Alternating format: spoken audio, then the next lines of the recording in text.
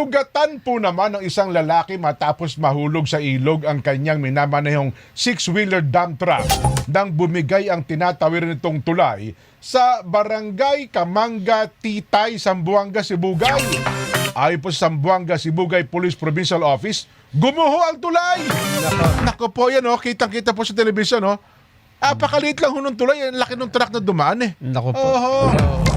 Bandang alas 3 Gs ng hapon, rumespondi po naman ang mga otoridad sa nabanggit na lugar.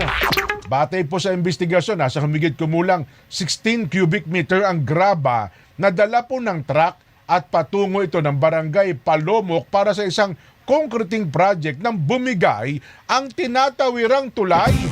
Hindi kaya ho yung bigat. Lit-lit. Ako'y pa ata eh. Oo nga, para eksakto lang isang sasakyan eh.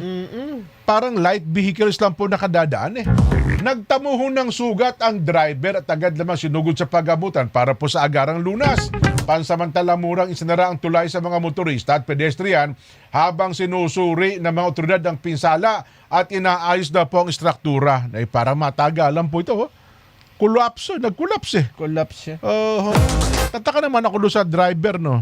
Ba't kayo din alam niyang ang bigat ng dala niya? Kung mga ganon, mga almost 16 to 17 tons yun. Wala sigurong ibang daan. Yun na nga, baka malayo, no?